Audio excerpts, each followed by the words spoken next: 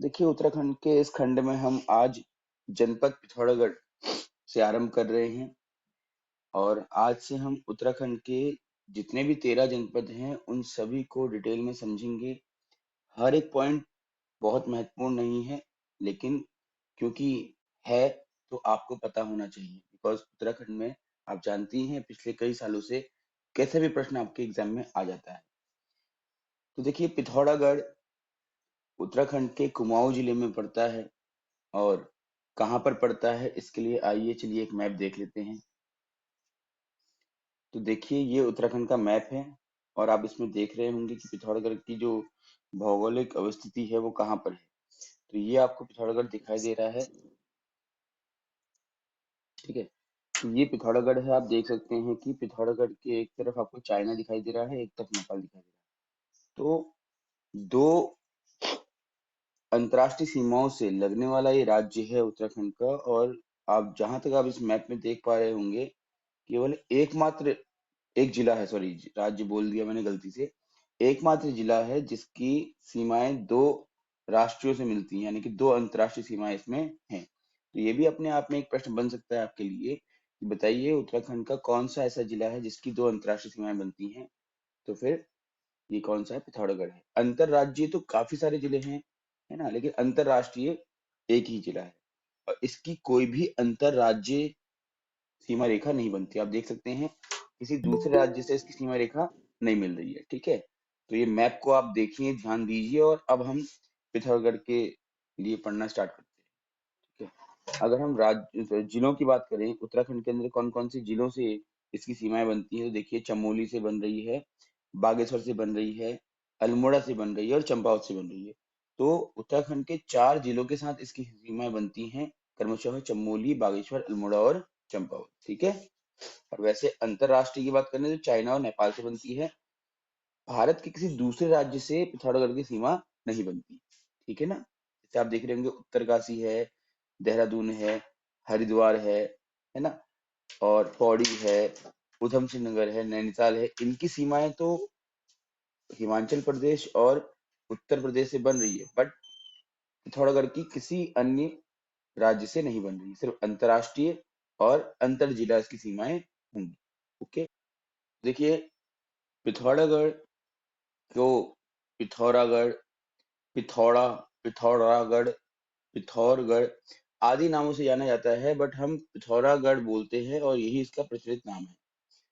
तो एटकिंसन के अनुसार चंद राजाओं के शासनकाल में पीरी गुसाई उर्फ पृथ्वी गुसाई ने इस स्थान पर किला बनाया था, ठीक।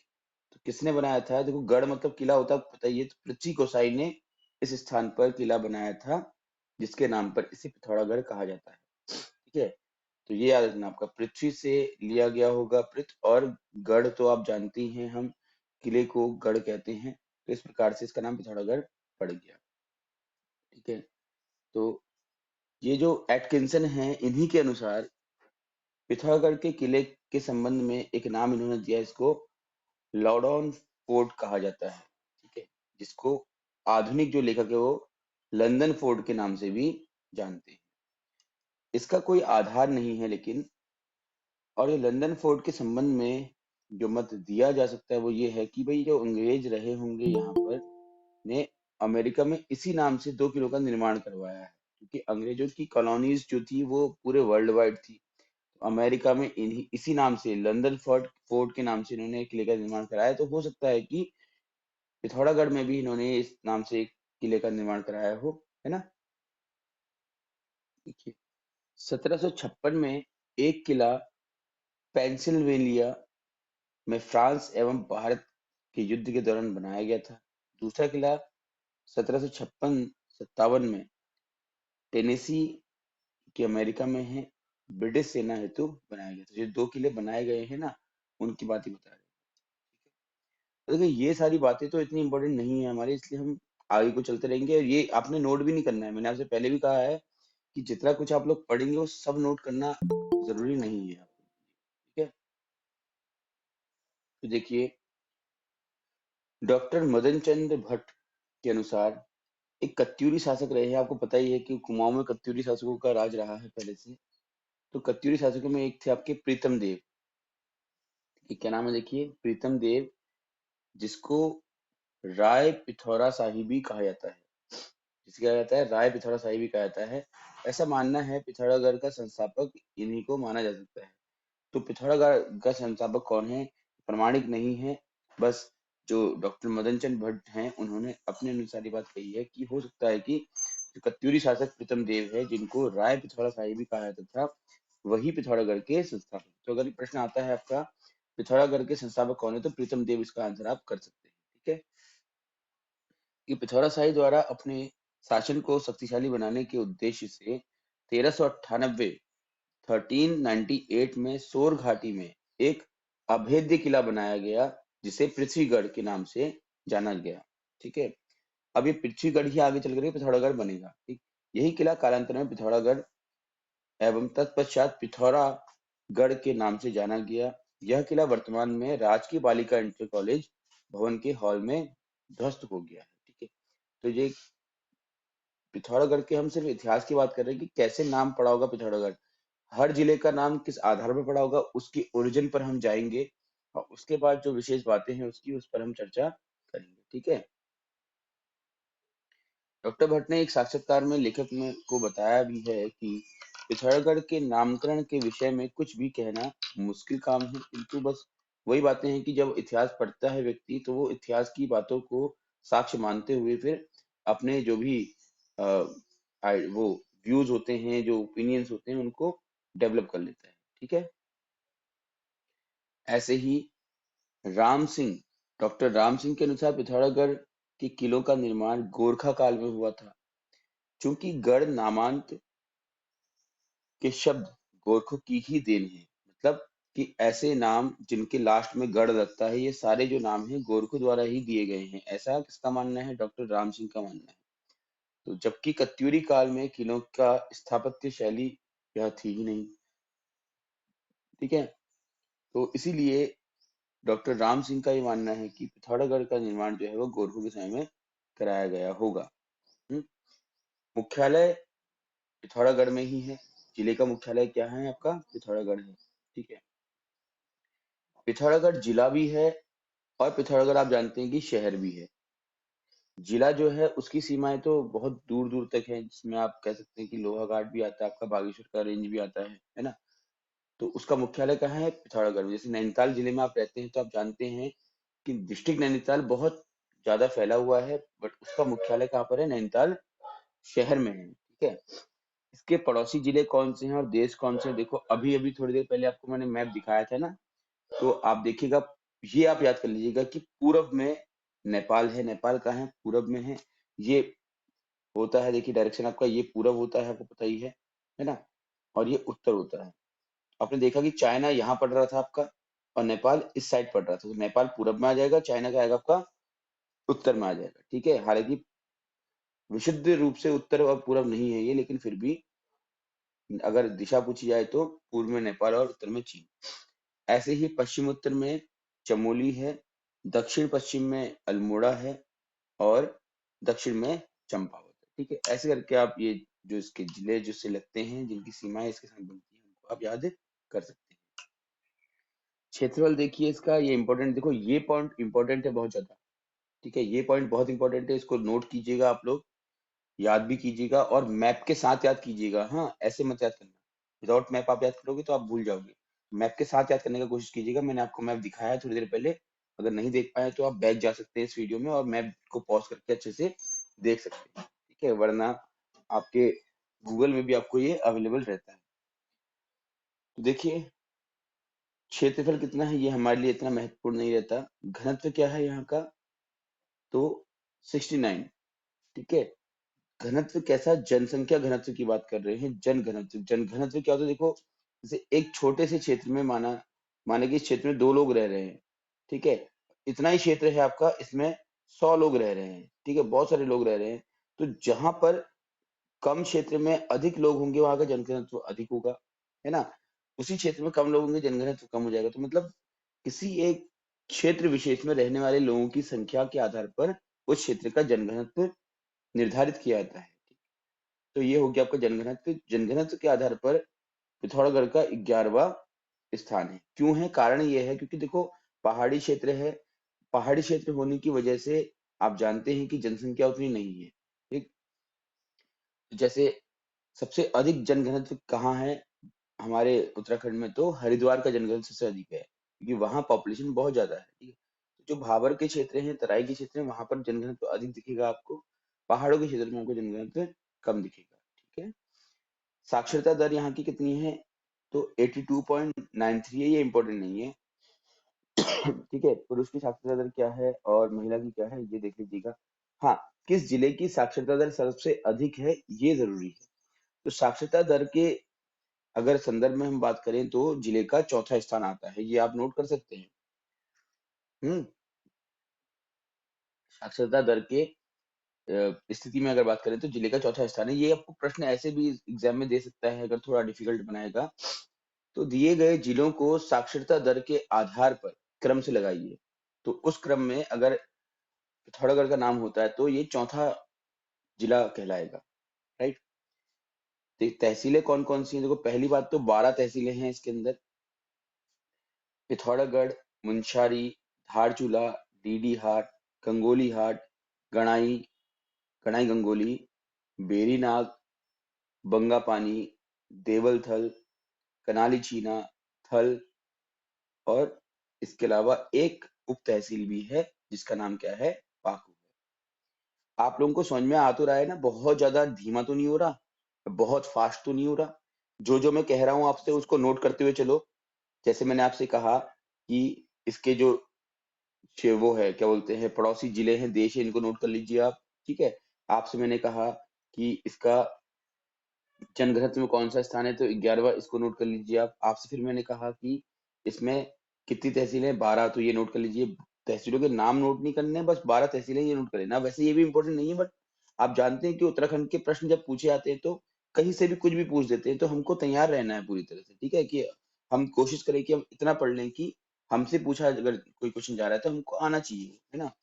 बाकी बहुत सारा पढ़ने का तो हमारे पास ना समय होता है और ना ही उतनी सारी चीजें हमको याद रह पाती। विशेष बात यह है कि हम पढ़ तो लें बट याद रखना उतना आसान नहीं रहता। ठीक है, तो बस आप जिलावार चीजों को पढ़ते चलिए, समझते चलिए, तो कई चीजें आपको ऐसे याद हो जाएंगी। विकास खंड देखिए कौन कौन से हैं, तो 8 विकास खंड हैं यहाँ पर, 12 तहसीलें हैं, एक उप तहसील है और 8 विकास खंड। ठीक है, कौन कौन से नाम नहीं पढ़ता हूँ, जैसे आपका बेरीनाग है। ठीक है, बेरीनाग तहसील भी है और विकास खंड भी है। अच्छा, विकास खंड और तहसील में क्या अंतर होता है ये समझ लीजिएगा आप। देखो विकास खंड जो होते हैं वो सामान्यतः ग्रामीण क्षेत्र के संदर्भ में बनाए जाते हैं। तहसीलें जो होती हैं वो सामान्यतः शहरी क्षेत्र के संदर्भ में बनती हैं। ठीक है, जैसे हल्द्वानी हमारा है तो हल्द्वानी तहसील भी है और हल्द्वानी क्या आपका विकास खंड भी है। हल्द्वानी ब्लॉक भी सुना होगा आपने ना, और हल्द्वानी तहसील भी सुनी होगी। लिंगानुपात याद करिएगा, इसका बहुत इंपॉर्टेंट होता है। लिंगानुपात जहां आ जाए तो लिंगानुपात क्या है इसका?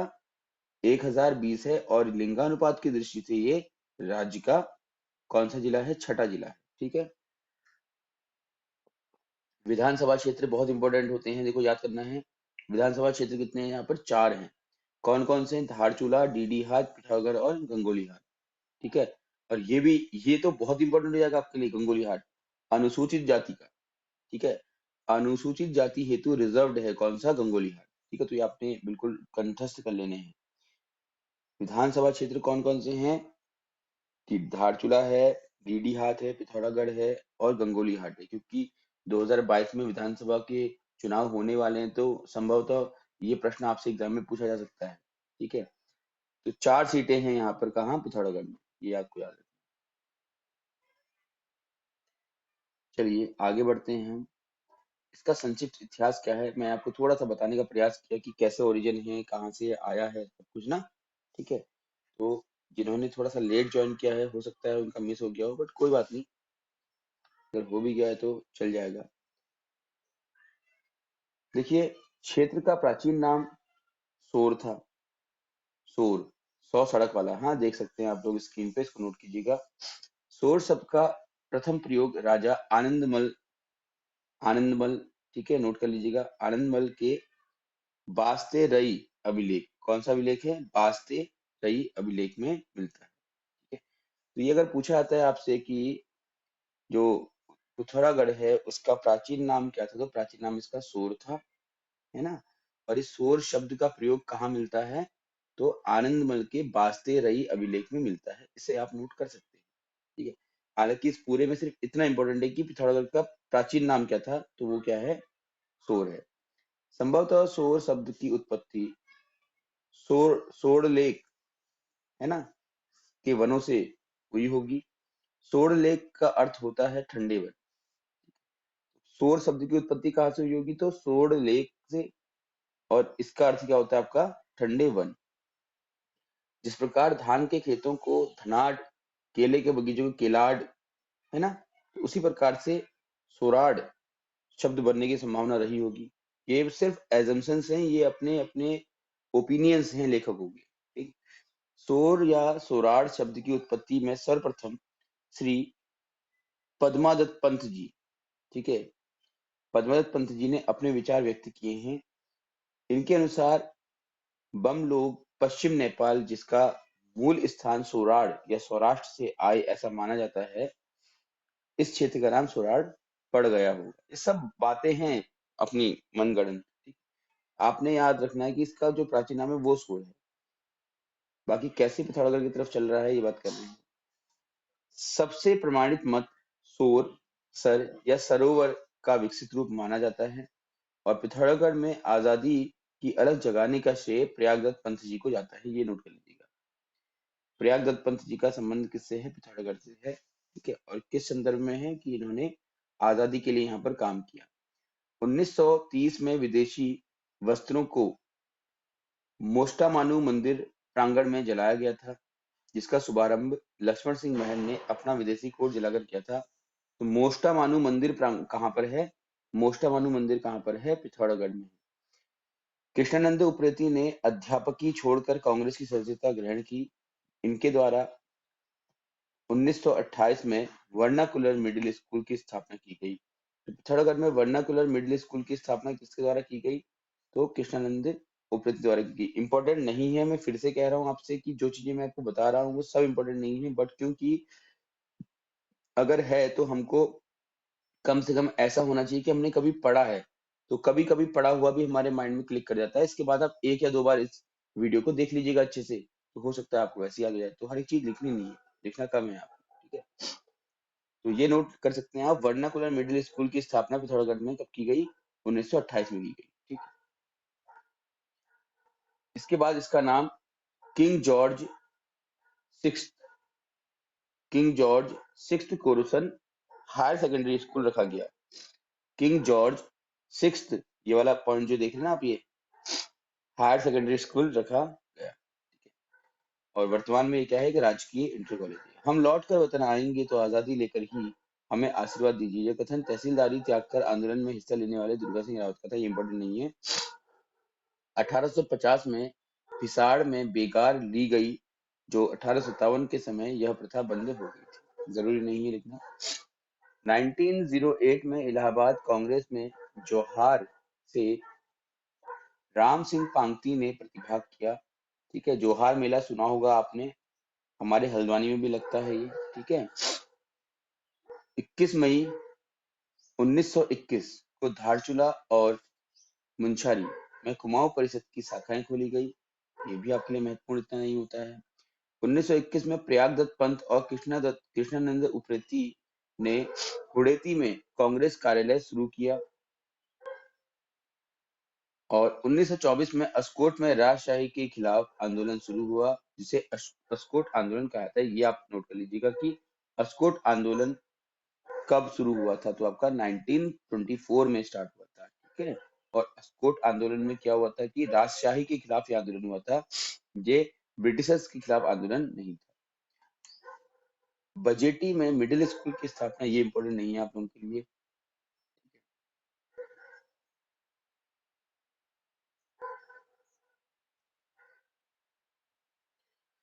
देखिए, अस्कोट की राज रजबार शाही संक्षिप्त। सबसे पहले तो कत्यूरी राजवंश के वंशज पाल शासकों ने अस्कोट में शासन किया था। और इस वंश का प्रथम शासक कौन था? अभयपाल था। देखिए, आप लोगों को अलग से उत्तराखंड का इतिहास तो नहीं पढ़ा रहा हूं मैं, तो ये जो हम जिलावार चीजें पढ़ रहे हैं उसमें आप समझने का प्रयास कीजिए आप। ठीक है। तो अभयपाल जो हैं वो किस वंश के संस्थापक हैं? याद रखना है आप लोगों को, कत्यूरी वंश के अभयपाल, ठीक है। और इनके जो प्रमुख स्रोत हैं कहाँ से मिलते हैं? 1238 का जो नागपाल का उक्कू लेख है वहां से मिलता है।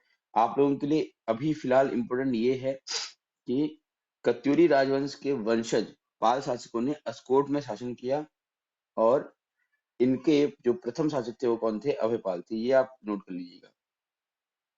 इसके बाद कहाँ से इनके स्रोत मिलते हैं ये उतना इम्पोर्टेंट नहीं है, बस इतना याद रखें कि कौन सा ताम्रपत्र जो है किससे संबंधित है। तो देखिएगा, निर्भय पाल का बतयुली या थल ताम्रपत्र, भारती पाल का घुनशेरा ताम्रपत्र, और महेंद्र पाल का सिंगाली ताम्रपत्र। ये थोड़ा सा पूछा गया है एग्जाम्स में। फिर है कर व्यवस्था, हिल पानी धूल।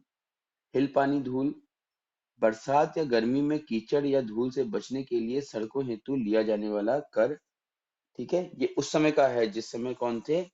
अस्कोट में रजवाड़ शाही का राज था, ठीक है, तब की बात है ये।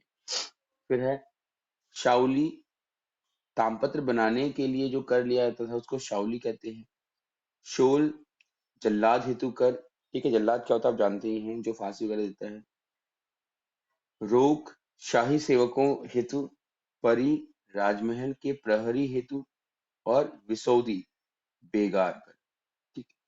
ये फिर से वही बात है कि सब कुछ इंपॉर्टेंट नहीं है आप लोगों के लिए, तो ये कर व्यवस्था भी उतनी इंपॉर्टेंट नहीं है, इसको अगर नहीं भी पढ़ते तो चल जाएगा, कोई दिक्कत नहीं है ऐसी। बट जहां तक मुझे लगता है कि थोड़ा सा इसको आप कोशिश कीजिएगा इस समझने का कि आपको थोड़ा किसी तरीके से ये याद रह जाए, दो तो एक बार रिवीजन कर लीजिएगा, ठीक है। क्योंकि नोट करोगे तो कितना याद करते रहोगे, राइट। मणिकोटी दराज दरबार संक्षिप्त में, ठीक है, रजवाड़ संक्षिप्त में। इस वंश का जो प्रथम संस्थापक था, मैं फिर कह रहा हूँ कि इतिहास आपको मैंने सेपरेटली नहीं पढ़ाया है, अब जिलावार पढ़ाया जाएगा, ठीक है। तो याद भी रहता है हमको ना कि कौन से जिले में किसका राज था, स्टेप से। तो इस वंश का प्रथम शासक था क्या? राजा कर्मचंद। बस इतना याद लिख लीजिएगा, इतना नोट कर लीजिएगा, कौन सा रजवाड़ है और उसका प्रथम शासक कौन है। इसके प्रमुख जो स्रोत हैं वो कहाँ से मिलते हैं? पृथ्वीराज चंद्र का ताम्रपत्र से मिलते हैं, रामचंद्र देव की जाह्नवी शिलालेख से मिलते हैं, भुवनेश्वर लेख से मिलते हैं जो गंगोली हाट में है, और बैजनाथ मंदिर का शिलालेख। इसमें बैजनाथ मंदिर का शिलालेख इंपॉर्टेंट है, ठीक है। आनंद चंद का किरौली ताम्रपत्र जो कि बेड़नाग में, वहां से भी इसके स्रोत मिलते हैं। सोर के बम, अब सोर के बम, ये सब राजशाहियां हैं, ठीक है, ये सब क्या है? शासन है। वर्तमान महाविद्यालय एवं राजकीय इंटर कॉलेज परिसर को घुड़साल कहा जाता था, जो कि संभवतः बमों का अस्तबल था। वर्तमान पौड़ तथा पपदेव के क्षेत्र उच्चाकोट कहलाता था, जिसके ऊपर का टीला बम शासकों का आवास था, उसे उदयपुर कहा जाता है। संभवतः प्रथम बम राजा कराकिल बम थे, ठीक है, ये बम राजाओं के बारे में है। फिर वही बात है कि इतना इंपॉर्टेंट नहीं है, बट पढ़ लीजिएगा तो ठीक ही रहेगा। जानकारी के प्रमुख स्रोत कहाँ कहाँ से जानकारी मिलती है इनकी? तो उदयपुर से मिलती है, उदयपुर का अवशेष जो है। रावलपट्टी में हाट गांव में बना एक हथिया नौला है, यहाँ से मिलती है। विजय बम और ज्ञानचंद्र का जो सैनौली ताम्रपत्र है वहां से मिलती है। विजय बम का मझेड़ा ताम्रपत्र वहां से मिलती है। बमों की राजधानी कहाँ है? चंडाक, ठीक है, ये इंपॉर्टेंट हो सकता है आपके लिए, इसको नोट कर लीजिए। चंडाक, देचुला, द्योचुला पहाड़, दूसरा पपदेव का डांडा उदयपुर, और बमधौन ठूला कोट, ठीक। रतंगली कर, मूनाकोट ताम्रलेख में उल्लिखित कर जो चंद काल में लेखकों हेतु लिया जाता रहा होगा। इसके अलावा 1636 मीटर की ऊंचाई पर यह स्थित है। कुमाऊं का सबसे बड़ा ग्लेशियर मीनम, ये विविध है, ये इसके बारे में है पिथौरागढ़ में, ठीक है। पिथौरागढ़ की ऊंचाई कितनी है? 1636, ठीक। कुमाऊं में सबसे बड़ा ग्लेशियर जिसका नाम क्या है? मिलम।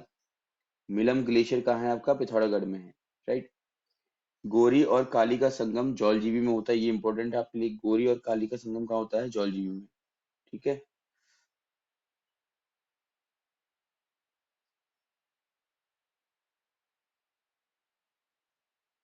इसके बाद देखिए, हम्म धौली व काली का संगम कहाँ है आपका? तवा घाट या खेला में होता है। नदियों के संगम तो आप प्लीज याद कर लीजिएगा। अर्जुनेश्वर मंदिर कहाँ स्थित है, ये इंपॉर्टेंट है। देखो मंदिर गुफाएं जहां भी आता है इसको याद करिए आप। मुंशारी का प्राचीन नाम क्या था? तिकसेन था, जो हेवेन सांग द्वारा उल्लेखित है। बाज बहादुर चंद ने अपने ताम्रपत्र में सोर को वाल्दिया का देश कहा है, इंपॉर्टेंट नहीं है उतना। ट्रेल पास 1830 में मलक सिंह की सहायता से विलियम ट्रेल ने खुलवाया था, ठीक है, ये भी इंपॉर्टेंट नहीं है। चौकौड़ी वेरीनाग में चाय के बागान है, ये इंपॉर्टेंट है। पिथौरागढ़ के किस क्षेत्र में चाय के बागान पाए जाते हैं? तो चौकौड़ी में है। या पिथौरागढ़ का चौकौड़ी किस लिए फेमस है? तो चाय के बागान के लिए फेमस है। कुंडाखार प्रथा क्या है? तो कोई प्रथा अगर आती है तो कहीं भी किसी भी जिले की आपको पता करनी है, याद करनी है। भोटिया जनजाति द्वारा तिब्बत व्यापार के समय धार्मिक ग्रंथ या देव प्रतिमा को सिर पर रखकर आजीवन व्यापारिक प्रतिबद्धता संबंधित प्रथा। तो कुंडाखार प्रथा का संबंध किससे है? तो भोटिया जनजाति से है, ठीक है। नैनसिंग मिलमवाल पुरातत्व संग्रहालय कहाँ है? पिथौरागढ़ में है। तो नैनसिंग मिलमवाल, ठीक है। मिलम, यहाँ से याद रखना आपको, मिलम क्या है? ग्लेशियर भी है पिथौरागढ़ का, तो उसी के नाम से याद रखना आपको कि नैनसिंग मिलमवाल पुरातत्व संग्रहालय। रंग समुदाय संग्रहालय धारचूला में है, ये तो इम्पोर्टेंट नहीं है इतना। नैनसिंग रावत पर्वतारोहण पर्वतारोहण संस्थान कहाँ है? मुंशारी में है। नन्ही परी इंजीनियरिंग संस्थान इम्पोर्टेंट हो सकता है, अजीब सा नाम है इसलिए। उत्तराखंड के द्वितीय पद्मश्री लक्ष्मण सिंह जंगपांगी थे। ये ट्रेड एजेंट थे। इनके पिताजी श्री शोभन सिंह जंगपांगी को 1935 में ब्रिटिश सरकार द्वारा राय बहादुर की उपाधि दी गई थी। सेंट्रल मेथोडिस्ट चर्च भवन का निर्माण 1879 में कराया गया। यहाँ पर 300 से अधिक धर्मशालाओं का निर्माण यहाँ पर कराया गया है, इम्पोर्टेंट नहीं है इतना। गढ़ी चंपावत नाटक के रचनाकार एहसान बख्श थे।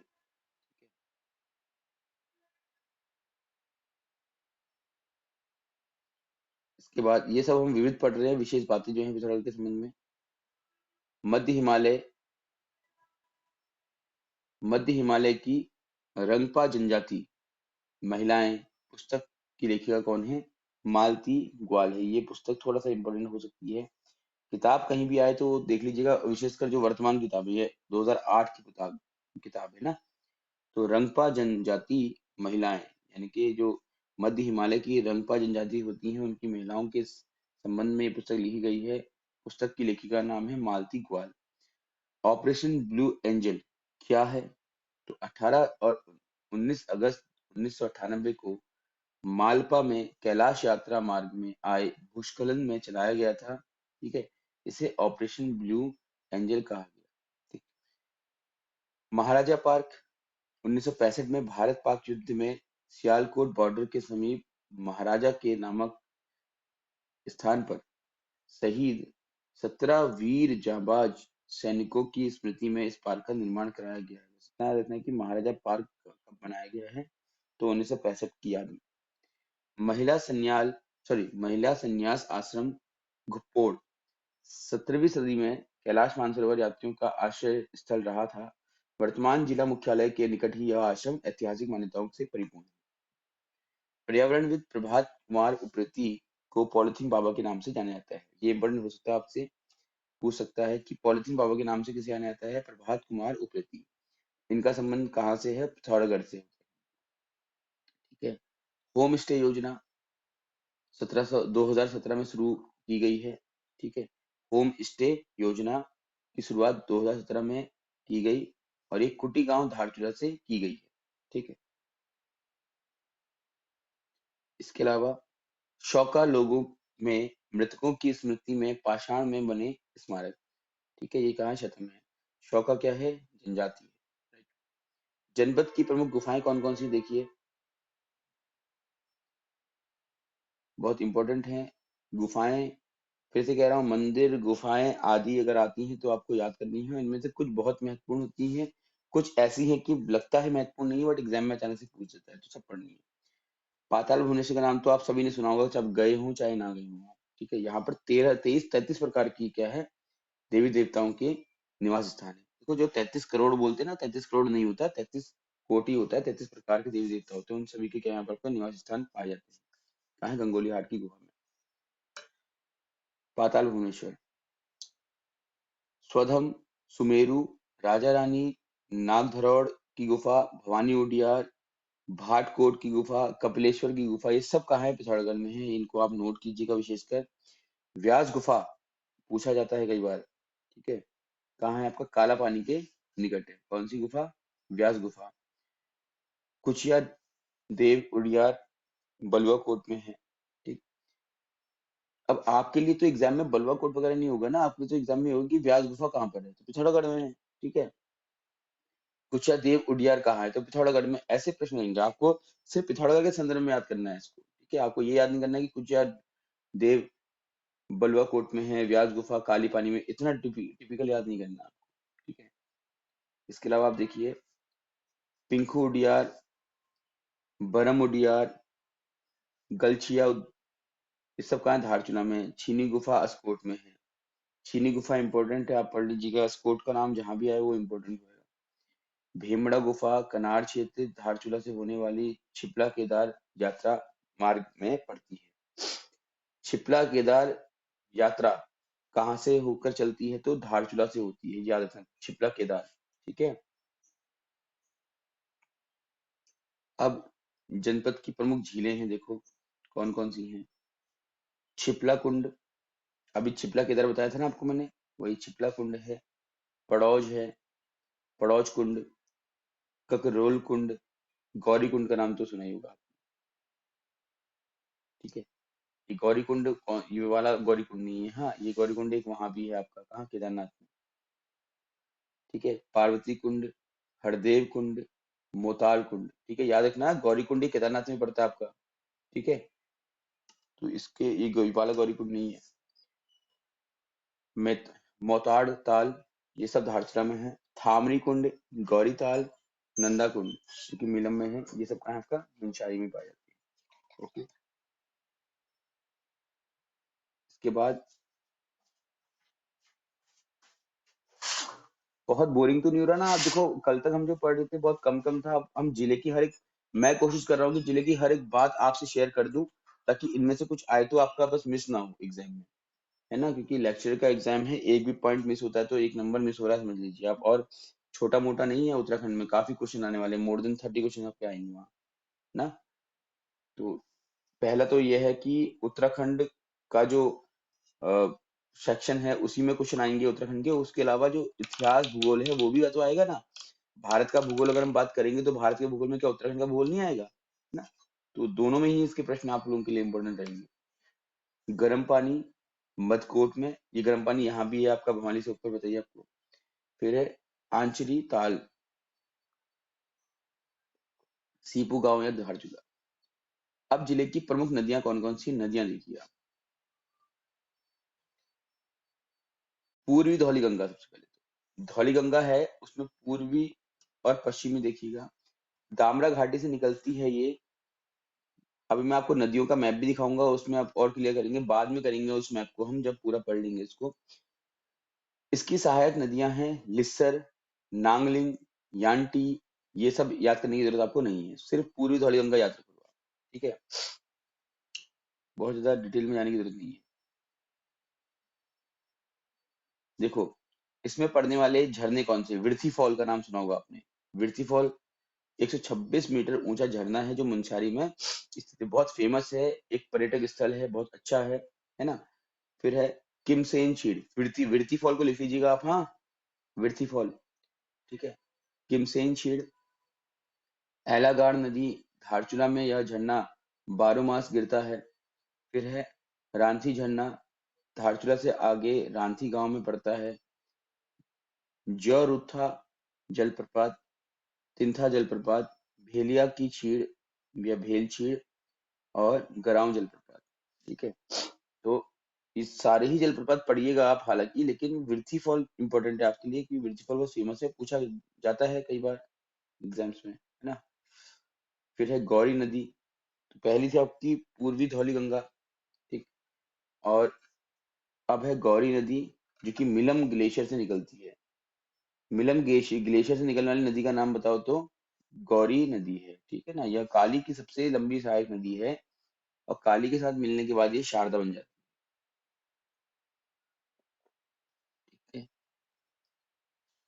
रलमगाड़, मंदकानी, रौंटीगाड़ तथा गोसीगाड़ इसकी सहायक नदियां हैं। मुझे नहीं लगता है कि इतना डिटेल पूछेगा वो, इतनी सारी सहायक नदियां कौन याद कर पाएगा। जौल जीबी में काली नदी, ये तो मैं पहले बता चुका हूं आपको, जौल जीबी में काली नदी और गौरी नदी का संगम होता है। काली नदी उत्तराखंड में प्रवाहित होने वाली सबसे लंबी नदी है। ये देखो, उत्तराखंड की सबसे लंबी नदी है। यहाँ आप ये कहीं कंफ्यूजन में न रहें कि भागीरथी है या फिर अलकनंदा है। तो सबसे लंबी नदी जो है वो कौन सी है? काली नदी है सबसे लंबी, ठीक है। सबसे अधिक जल किसका है? तो ये आपने, और सबसे तेज कौन प्रवाह करती है वो अलग बातें हैं, लेकिन लंबी नदी की बात करेंगे, सबसे लंबी नदी जो है उत्तराखंड में बहने वाली कौन सी है? काली नदी है, ठीक है। इसका उद्गम काला पानी से होता है, ठीक है, इसी वजह से इसको काली नदी कहा जाता है। इसमें प्रथम मिलने वाली नदी है कूटी यांगटी। कूटी यांगटी 252 किलोमीटर लंबी, यह राज्य में बहने वाली सबसे लंबी नदी है, ठीक है। कितनी बहती है कि 252। फिर है एलागाड़ नदी, शिप्ला केदार क्षेत्र से निकलकर एलागाड़ नामक स्थान पर काली में शामिल हो जाती है। कूलागाड़ कूला नामक स्थान पर काली में मिलती है। तो जो नदियों के नाम है एलागाड़, कूलागाड़, ये उन स्थानों के नाम पर रखे गए हैं जिन स्थानों पर ये काली नदी के साथ मिलती है। आप सभी को मेरी वॉइस आ रही है? एक बार थोड़ा सा रिस्पॉन्स कीजिएगा। ठीक है। उत्तराखंड जल विद्युत निगम यूजेवीएन 12 फरवरी 2001 को स्थापित किया गया। इसका मुख्यालय देहरादून में है। यह उत्तराखंड विद्युत नियामक उद्योग के अधीन कार्य करता है। इसका गठन 1 जनवरी 2002 में किया गया था, ठीक है। ये विशेष है, जिसका पिथौरागढ़ से कोई संबंध नहीं है, ठीक। अब क्योंकि नदी के बारे में पढ़ रहे थे तो वो आ गया बीच में, तो मैं मेंशन कर दिया होगा बुक वाले ने, राइट, ठीक है। चलिए,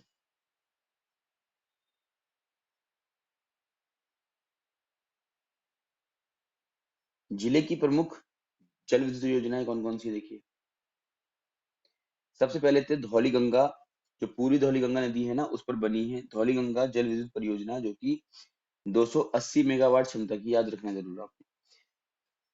जल विद्युत योजना का नाम और उससे मिलने वाली जो क्षमता है उसको आपने याद करना है। धौलीगंगा में अन्य परियोजनाएं, सेला उर्दिक शोभला परियोजना, चुंगर चाल, बेकांग बेलिंग परियोजना, ये इंपॉर्टेंट है, इसको याद कर लीजिएगा आप। हालांकि तीनों के तीनों लिखोगे तो कोई दिक्कत नहीं है, लिखो तीनों के तीनों, लेकिन याद इसको जरूर कर लेना। अभी तक ये वाला पूछा गया तो ये इंपॉर्टेंट है, हो सकता है कि आने वाले एग्जाम में ये ऊपर वाला पूछ दिया है ना, कुछ भी हो सकता है ना। लिखिए। और फिर आपका है गरबा तवाघाट परियोजना, 630 मेगावाट क्षमता वाली परियोजना। धौलीगंगा की 280 है क्षमता, और इसकी 630, लगभग 3 गुना, ठीक है। पूरा 3 गुना तो नहीं, उससे कम है, बट लगभग। ये जो गरभा तवाघाट परियोजना है ये किस नदी पर है, ये प्रश्न पूछ सकता है, तो काली नदी पर ही परियोजना है, काली नदी पर ही परियोजना है, याद। इसी के बाद फिर एलागाड़, कूलागाड़, जितनी भी नदियां हैं सब पर परियोजनाएं बनी हुई हैं,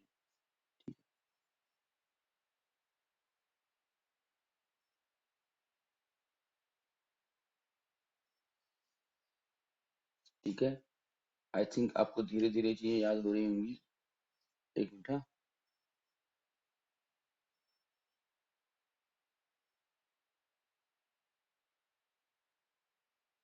हम्म,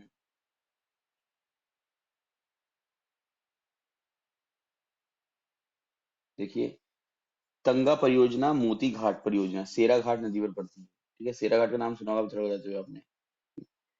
पेनगाड परियोजना पेनगाड नदी पर पड़ती है। गौरी नदी पर परियोजनाएं कौन कौन सी देखो आप, गौरी नदी की परियोजना भी इंपॉर्टेंट रहेंगी आपके लिए। गौरी गंगा, करमोली और रुसिया बगड़, खसिया बगड़, खसियाबाड़ा। ठीक है। मटकिनी परियोजना मडकिनी नदी पर है। पूर्वी रामगंगा नदी पर बुरथिंग, बालगढ़ और फुलियाबड़, इंपॉर्टेंट नहीं है। मिलम ग्लेशियर मुंचारी में पड़ता है। मिलम नाम के एक गांव भी है। अब हो सकता है कि इस गांव के नाम पर ग्लेशियर का नाम पड़ा हो, या फिर हो सकता है कि ग्लेशियर के पास होने की वजह से इस गांव का नाम पड़ा हो, वो हम नहीं जानते। ठीक। जैसे नैनीताल है ना, क्या नैनीताल जो है नैनी नदी के नाम पर बना हुआ है। ठीक है। और नैनी क्या है आपका, नैनीताल का नाम किसके नाम पर है आपका, नैना देवी के नाम पर है। ठीक। तो ये इस तरीके से बना हुआ है आपका। यह गांव गोरी और गुमका नदी के संगम पर स्थित है। कौन सा, मिलम गांव जो है। और पूर्णतः कुमाऊं क्षेत्र का सबसे बड़ा ग्लेशियर है ये। गौरी गंगा का उद्गम तो मैं बता चुका हूं आपको, यहीं से होता है। 1962 में चीन युद्ध के बाद इसे बंद कर दिया गया था और 1994 में इसे पुनः खोला गया, किसे, इस गांव को। ठीक है। जिले का प्रमुख ग्लेशियर देखिए। स्थानीय तौर पर उत्तराखंड में ग्लेशियरों को बमक के नाम से जाना जाता है। ये इंपॉर्टेंट है। उत्तराखंड में ग्लेशियरों को बमक के नाम से जाना जाता है। ग्लेशियर तो इसका क्या है, जियोग्राफिकल नेम है ना। पिथौरागढ़ में ग्लेशियरों को स्थानीय नाम क्या है, ह्यूगल। ठीक है। उत्तराखंड में जि- जो ग्लेशियर हैं उनका स्थानीय नाम क्या है, ह्यूगल। Ralam glacier, Namik glacier, Kala Pani glacier, पेंटिंग ग्लेशियर, हीरामणि ग्लेशियर, मोलोपा पोला ग्लेशियर, सोना ग्लेशियर, कालबलंदा ग्लेशियर, मिलम ग्लेशियर, पिनोरा ग्लेशियर, ये आदि ग्लेशियर यहाँ पर अवस्थित है। इसके बाद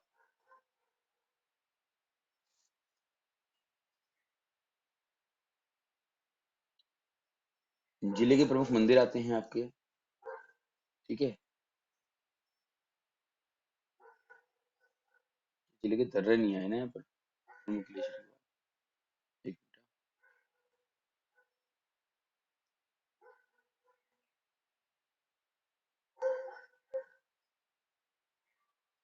अब हैं जिले के प्रमुख दर्रे। ध्यान दीजिएगा आप लोग, अभी हमने ग्लेशियर पढ़े, परियोजनाएं पढ़ी, अब दर्रे हैं। तो दर्रा किसे कहते हैं आपको मैं बता चुका हूँ, इसको हम अंग्रेजी में पास कहते हैं।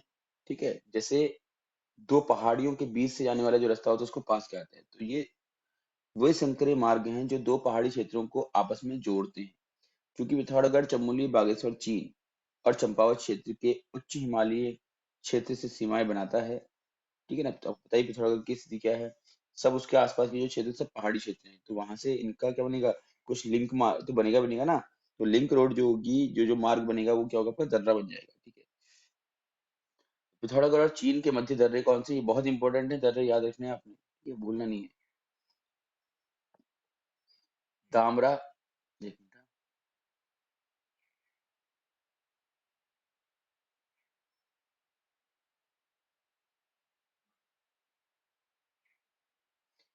दामरा, नवीधुरा दर्रा, नेबी दर्रा, ऊंटा, जयंती दर्रा, मानसिया, लंपिया दर्रा। ये सारे दर्रे क्या हैं, चीन के साथ बन रहे हैं। ठीक। लिपुलेख दर्रा सबसे महत्वपूर्ण है इन सभी में। यह एक ट्राप जंक्शन दर्रा है जो चीन, नेपाल और भारत के बीच बनता है। इसे गूंजी दर्रा भी कहते हैं। क्या कहते हैं, गूंजी दर्रा भी इसको कहते हैं। नोट कर लीजिएगा इसका नाम विशेषकर।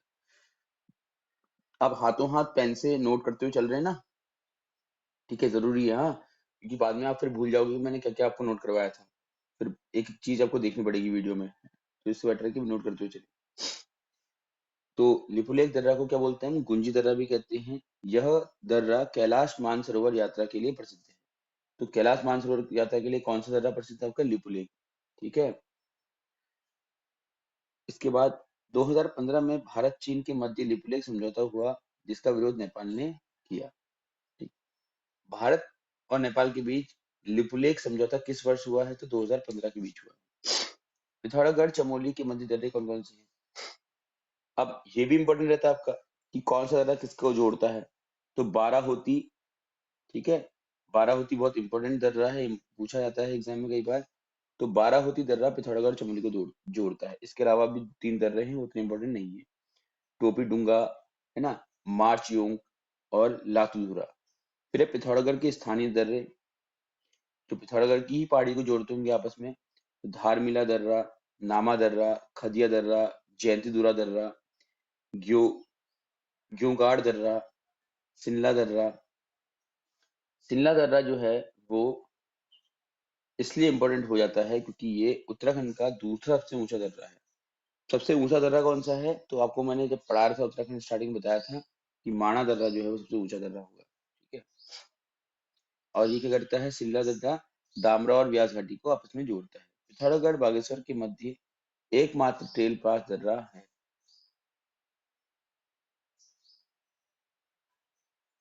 ठीक है। पिथौरागढ़ को बागेश्वर जोड़ने वाला दर्रा क्या है, आपका ट्रेल पास दर्रा है। 1830 में ट्रेल द्वारा खोजा गया था, इसलिए इसको हम ट्रेल पास दर्रा कहते हैं। तो ट्रेल पास दर्रे का इतिहास क्या है, क्योंकि ये ट्रेल द्वारा ही खोजा गया था, ट्रेल, है ना, इसलिए इसको ट्रेल पास दर्रा कहा जाता है। या ट्रेल पास ही कहना चाहिए, ट्रेल दर्रा ही कहना चाहिए, कि पास का मतलब ही दर्रा होता है। यह दर्रा नंदाकोट तथा नदी पर्वत श्रेणियों को जोड़ता है। इसे पिंडारी कंडा भी कहा जाता है। इसका दूसरा नाम याद रखिएगा, पिंडारी कंडा। पिथौरागढ़ चंपावत के मध्य एकमात्र दर्रा लाप्सा दर्रा है, लास्पा दर्रा, ये इंपॉर्टेंट याद रखना आप, हाँ, ये भी इंपॉर्टेंट है, आपको पूछा जाता है। जिले में प्रमुख बुग्याल कौन कौन से, पिंडारी बुग्याल, नामी बुग्याल, जोहार बुग्याल, खलिया टॉप। खलिया टॉप तो अब अभी आपने लॉकडाउन में काफी देख लिया होगा कि कई लोग घूमने गए, फोटोज डाली लोगों ने फेसबुक में, आप लोगों ने देखा होगा, आपके मित्र वगैरह जो गए थे वहां पर। तो खलिया टॉप कहाँ पे पड़ता है आपका, ये पिथौरागढ़ में पड़ता है। छिपला कोट बुग्याल, रहाली बुग्याल, लड़ी पांगती बुग्याल, थाला बुग्याल, छिला सॉरी छियालीक बुग्याल, बरम बुग्याल, दामरा बुग्याल और धनिया बुग्याल। बुग्याल क्या होते हैं आपको मैंने बताया है। बुग्यालों को कश्मीर में क्या बोलते हैं, जल्दी बताइए।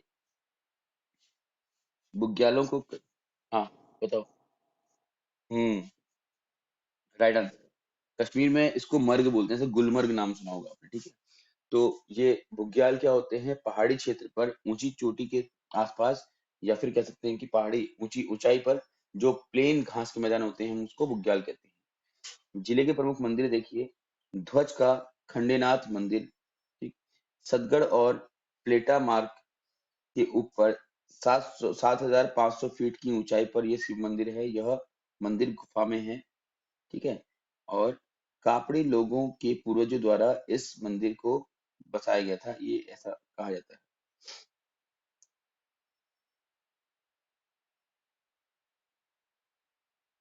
फिर है ध्वज का जयंती मंदिर, ठीक, कपिलेश्वर मंदिर। बस मंदिरों के नाम आप एज इट इज याद कर लीजिएगा, मैं इसके अंदर डिस्कस नहीं कर रहा हूँ, लंबा हो जाएगा वीडियो वरना हमारा, है ना। कपिलेश्वर मंदिर जिले के दक्षिणी छोर में स्थित शिव मंदिर। यहाँ एक घुमावदार गुफा है। जनश्रुति है, मतलब जनश्रुति मतलब कि लोगों ने सुना है ऐसा कि यह गुफा काशी तक जाती है, ठीक है, कपिलेश्वर मंदिर की। कपिलेश्वर मंदिर इंपॉर्टेंट है आप लोगों के लिए, ठीक है। थल केदार मंदिर इंपॉर्टेंट है। थल केदार कहाँ पर है, देखिए, बम राजा के शिकार खेलने का मुख्य स्थान। इस मंदिर के कुछ नीचे खड़कू नौला है, जिसका निर्माण अस्कोट के राजा खड़कपाल के द्वारा कराया गया था। घुनसेरा मंदिर मुख्यालय से लगभग 5 किलोमीटर दूर कोटका माई का ऐतिहासिक गुफा मंदिर है। चौपकिया मंदिर वड्डा के अड़किनी रोड पर स्थित चौमू देवता का मंदिर है। चामुंडा मंदिर का नाम जानते हैं आप, चामुंडा माता के नाम पर है, ठीक है। जिले के सूर्य मंदिर देखो आप, मड का सूर्य मंदिर चौबाटी डीडीहाट में, दुगई आगर का सूर्य मंदिर, पाभे का भौनादित्य सूर्य मंदिर और चौपाता का सूर्य मंदिर।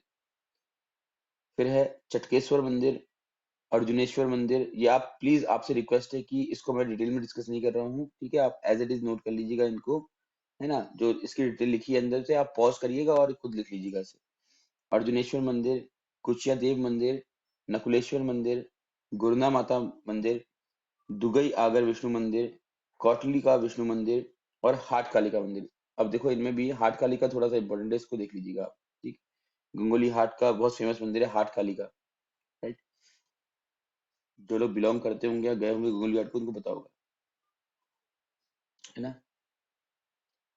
तो हाट काली का जो है वो एक शक्तिपीठ है, जो शंकराचार्य द्वारा स्थापित किया गया था, याद रखना है आप लोगों को, ठीक है ना। हाट काली का बहुत इंपॉर्टेंट है, गंगोली हाट में।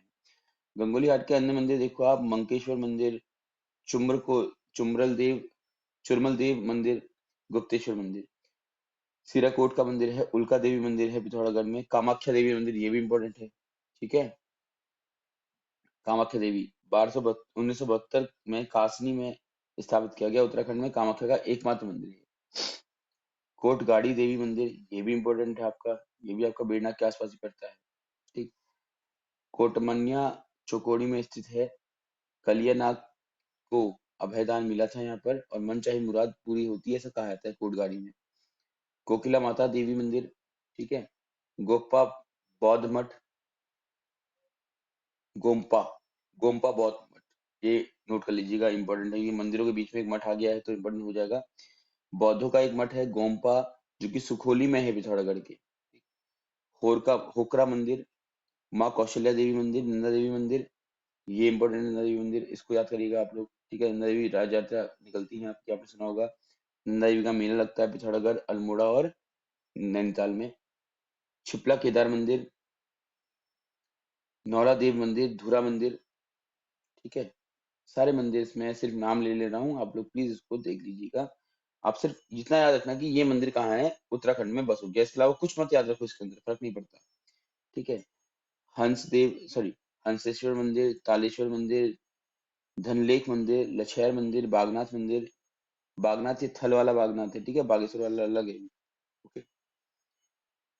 कालमुनि मंदिर, मलयनाथ मंदिर, लटेश्वर बाबा मंदिर, ठीक है, ये भी इंपॉर्टेंट है आपका, हाँ, लटेश्वर बाबा मंदिर, इसको देखिएगा आप, ठीक है। लटेश्वर मंदिर,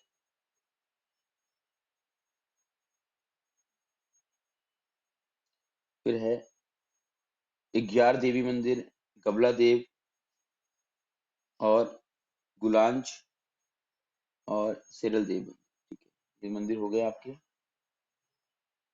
इसके बाद रामगंगा मंदिर अंतिम मंदिर है। तो इस तरीके से काफी सारे मंदिर हैं, आपको सिर्फ ये याद रखना है कि ये सारे मंदिर कहाँ हैं आपके, पिथौरागढ़ में। आप अगर जिलावार चीजें पढ़ते हैं, 2 या 3 बार पढ़ लेते हैं, तो आपको लिखने की जरूरत भी नहीं है, आपको ऑटोमेटिकली याद हो जाएगा, ठीक है।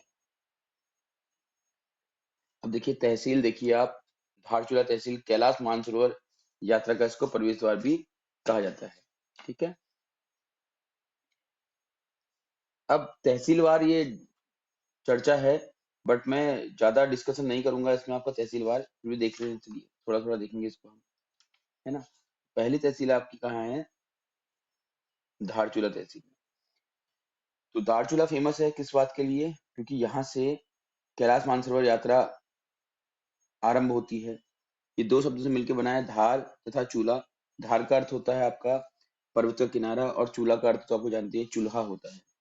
काली नदी के तट पर ये स्थित है, ठीक है। जैसे धारचूला बोला जाता है उत्तराखंड में हमारे, वैसे नेपाल में दारचूला कहा जाता है इसे। और प्रमुख आश्रम आकर्षण क्या क्या है इसके, नारायण आश्रम है यहाँ पर, 2734 मीटर की ऊंचाई पर, सोसा नामक गांव के ऊपर स्थित है। बस कितनी ऊंचाई है, कहाँ पर स्थित है, ये इंपॉर्टेंट नहीं है, नारायण आश्रम है, ये इंपॉर्टेंट है बस, ठीक है। नारायण स्वामी को मौनी बाबा भी कहा जाता है यहाँ पर। 9 नवंबर 1956 को कलकत्ता के चितरंजन अस्पताल में इनका निधन हो गया था। और नारायण आश्रम की भूमि सोसा के कुशल सिंह ह्यांकी ने दान में दी थी, ठीक है। ओम पर्वत है यहाँ पर, देखिए ओम पर्वत इंपॉर्टेंट है, आप लोग देख लीजिएगा। ओम पर्वत है, ओम पर्वत कहाँ है, तो आपका ये पिथौरागढ़ के अंदर ही, पिथौरागढ़ के अंदर भी है, धारचूला के अंदर है। देखो भले ही पिथौरागढ़ के अंदर आपको तहसील पढ़ाई जा रही है, लेकिन है तो अल्टीमेटली पिथौरागढ़ जिले का पार्ट ना ये। जो भी कुछ पढ़ रहे हैं अभी आप, वो अपने दिमाग में बैठाइए कि पिथौरागढ़ के लिए पढ़ रहे हैं, जो कुछ पढ़ रहे हैं पिथौरागढ़ के लिए पढ़ रहे हैं, ऐसे याद करिए। ओम पर्वत इंपॉर्टेंट है, पूछा गया है कई बार। ये आपका जो उत्तराखंड की प्रमुख चोटियां है उसमें भी आता है। 6191, आपको मैंने एक टेबल भेजा था ना चोटियों का, उत्तराखंड की विशिष्ट चोटियां, उसमें नाम होगा इसका, ओम पर्वत 6191 मीटर की ऊंचाई पर स्थित है, नाभि डांग, ठीक है, से 1 1.5 किलोमीटर पहले से यह पर्वत दर्शनीय हो जाता है। ठीक है, ये थे पार्वती ताल, लिपुलेख दर्रा, ये सब क्या है आपके यहाँ पड़ते हैं। ये चीजें हम पढ़ चुके हैं, इसको बस हम अब सिर्फ तहसील के अंतर्गत पढ़ रहे हैं। लिपुलेख दर्रा है, कुटी गांव है ना, छिरकिला डैम है, तपोवन है आदि। ठीक है। गुसाई पादुका में इस तीर्थ का वर्णन है। संभवतः गिरि गुसाइयों का यह केंद्र रहा होगा और यहाँ पर गर्म पानी का स्रोत है। ठीक है, इसलिए इसको तपोवन कहा जाता है। फिर है मुंशारी।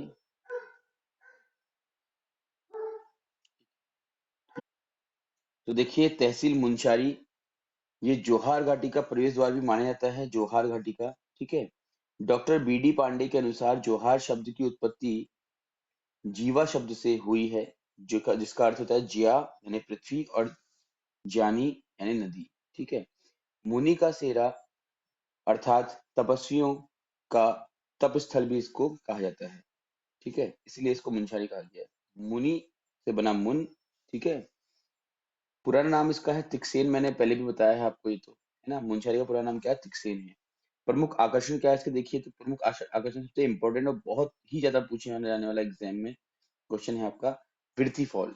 विरथी फॉल जो कि 126 मीटर ऊंचा कुमाऊं क्षेत्र का सबसे ऊंचा जलप्रपात माना जाता है। ठीक।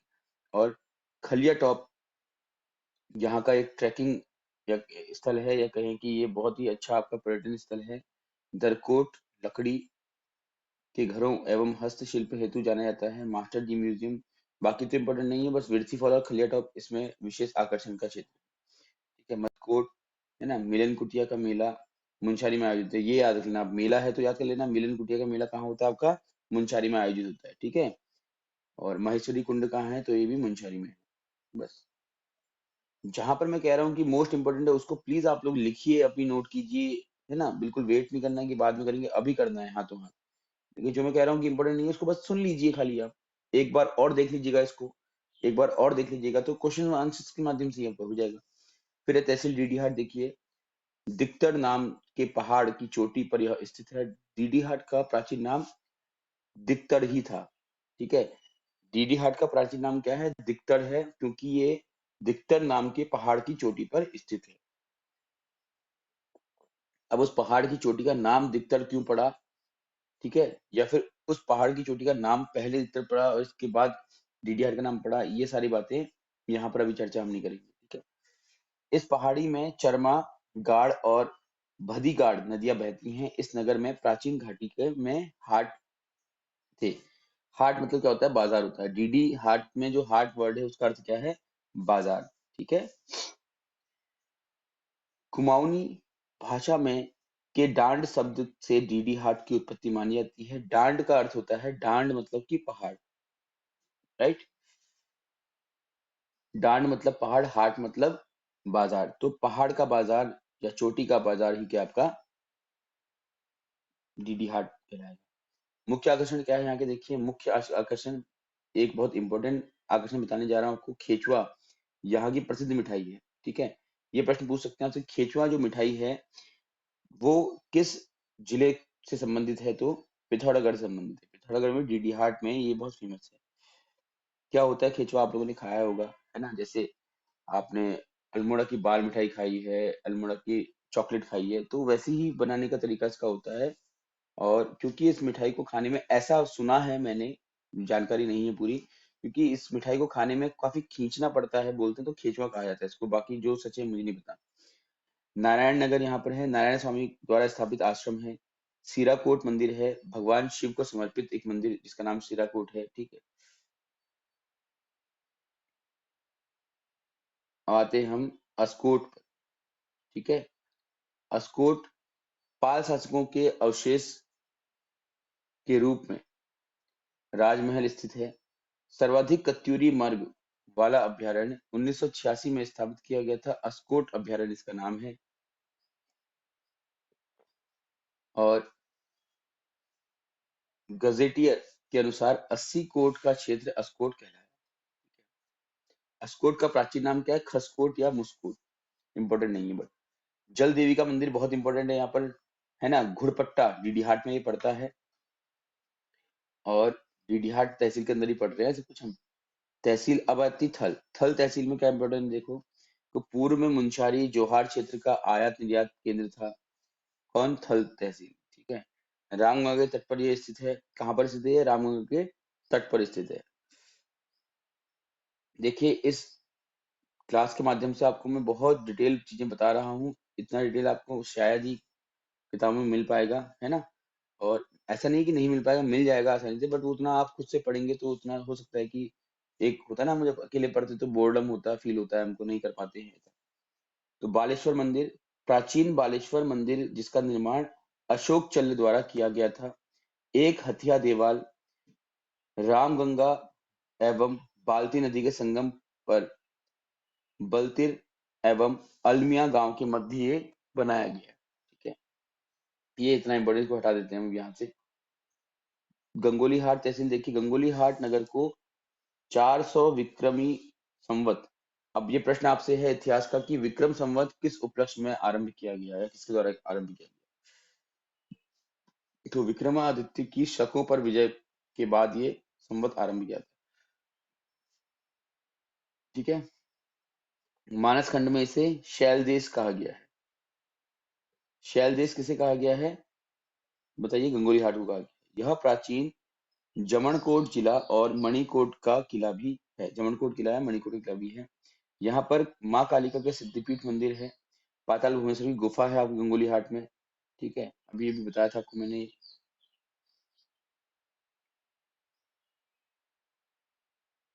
ठीक है। तो ये हो गया आपका ऑलमोस्ट इम्पोर्टेंट। अब ये आपका है जनमत जनपद के प्रमुख व्यक्ति। इनका मैं आप लोगों को जो भी मेरे पास पिक्चर्स हैं वो भेज दे रहा हूँ, आप लोग इसे नोट कर लीजिए, ठीक है। ऐसा कुछ इसमें विशेष नहीं है। जो मेन बातें थी वो हमने भौगोलिक स्थिति इसकी बात कर ली है, ठीक है। देखिए फिर भी एक नजर देख लेते हैं इसको। जनपद के प्रमुख व्यक्तियों में कबूतरी देवी हैं, ठीक है। ये लोक संगीत से संबंध रखती हैं। पद्म श्री हरिश्चंद्र सिंह रावत जी हैं, साहसिक खेलों के लिए। हरीश सिंह रावत वो वाले नहीं है, ये मुख्यमंत्री थे जो। नमग्या सी खंपा हैं, राजनयिक है। प्रकाश पंत तो आप जानती हैं, अभी अभी निधन हुआ है इनका, ठीक है। एहसान बख्श सिनेमा, तो आप ये देख सकते हैं कि अभी अभी इनकी मृत्यु हुई है प्रकाश पंत की, और उसके बाद बनी हुई किताबें, तो इसमें लगभग सभी लेटेस्ट बातें आपको मिल जाएंगी उत्तराखंड की, ठीक है। एहसान बख्श हैं, फिर कृष्णानंद उप्रेती हैं, स्वतंत्रता सेनानी हैं। एंड्रयू फ्रिज गिबन हैं, ब्रिटिश सेना से संबंधित हैं, ठीक है। पद्मश्री मोहन सिंह गुंजाल हैं, ठीक है। ये सब याद करने वाला है, इसमें क्या बताऊं आपको मैं एक्स्ट्रा, है ना। तो इसको आप देख लीजिएगा, खुद ही आप लोगों को भेज दूंगा मैं, ठीक है। देखिए मदन चंद भट्ट हैं, इतिहासकार हैं। सविता मर्तोलिया हैं। कोई विशेष नाम होता तो मैं बता भी देता आपको अभी, ठीक है। चंद्रप्रभा एतवाल हैं, ठीक। इनको माउंटेन गोट के उपनाम से आना था। हाँ, कहीं पर उपनाम आता है तो उसको आप याद कर लीजिएगा, ठीक है। ऐसा भेजूंगा पिक्चर्स आप लोगों को मैं, आप उसको देख लीजिएगा। पद्मश्री हुकुम सिंह पांगती हैं, लवराज सिंह धमशक्तू हैं, पद्मश्री नारायण सिंह थापा हैं, त्रिलोक सिंह भसेड़ा है। अभी तो ऐसी फीलिंग आ रही है मेरे को, ऐसे होता नहीं हो कि कहीं पर भागवत होती है तो उसके बाद में जिन्होंने चढ़ावा दिया होता है उनके नाम पुकार रहे होते हैं सीधे सीधे, ऐसे तो होता है ना बबीता, ठीक है। फिर आपका है हरि सिंह थापा, मुक्केबाज हैं। हीना कौशल धर्मशक्तु हैं। हंसा शर्मा, मतलब बड़ी रामलीला में भी होता है ऐसा, है ना, कि श्री इन्होंने इतने रुपए लक्ष्मण के इस पात्र के लिए दिए हैं, ऐसे ऐसे नाम पुकारे जाते हैं फिर। तो ये सब आप लोग देख लीजिएगा। देखो जो इंपॉर्टेंट चीज थी मैंने आपको बता दी है। अब जो ये इसमें क्या इंपॉर्टेंट बताया, अच्छा हाँ, जिले के जो प्रमुख मेले हैं वो देख लीजिएगा आप, ठीक है। हाँ, ये इंपॉर्टेंट है। मोशना मानू मेला, गंगोली हाट का मेला, गबला देव मेला, थल मेला, ठीक है। मलयनाथ का रात्रि मेला, कनरा का मेला, जौलजीबी का मेला। जौलजीबी का मेला इंपॉर्टेंट है। हाँ, जौलजीबी तो बहुत इंपॉर्टेंट है। जौलजीबी क्या है? जहाँ पर काली और गोरी नदी का संगम होता है। कंडाली उत्सव, ठीक है। मेले, गुफाएं आदि जहां पर भी आता है ये आपके लिए इंपॉर्टेंट होता है, ठीक है। तो ये हो गया कंटेंट हमारा पूरा आज का। तो आज हमने पूरी क्लास में पिथौरागढ़ जिले के कुछ जो विशेष बातें थी वो पढ़ी थी। विशेष क्या मतलब, सभी कुछ बातें मैंने आपके सामने रख दी। जो याद करने वाली चीजें हैं मैंने इंपॉर्टेंट बोला है, आपको मार्क किया है, तो आप उसको प्लीज नोट करें, याद करें। बाकी जितना भी उसको आप एक दो बार और देखिएगा, ठीक है। फिर जब क्वेश्चंस वगैरह पूछे जाएंगे तो वहां से क्लियर हो जाएगा आपका। कल की क्लास में हम तो ये अल्मोड़ा जिले को पढ़ेंगे, कोशिश करूंगा कि कम से कम समय में आपका 2 एक जिले में करवा दूं एक साथ, ठीक है? बट पॉसिबल नहीं हो पाएगा इतना। अगर वो डिटेल देखो 2 चीज़ें हैं, एक तो है डिटेल पढ़ना है और एक है सिर्फ पढ़ना है। तो आप लोग तय कीजिए आपको कैसा पढ़ना है, उसके अनुसार मैं आप लोगों को पढ़ा दूंगा, ठीक है? डिटेल पढ़ने पर ये होगा कि जो आपने पढ़ा उससे बाहर कुछ नहीं आएगा, है ना? इम्पोर्टेंट पढ़ने में ये होगा कि हो सकता है कि हमने जिसको इम्पोर्टेंट समझ के पढ़ा, उसके बाहर भी कुछ आ गया।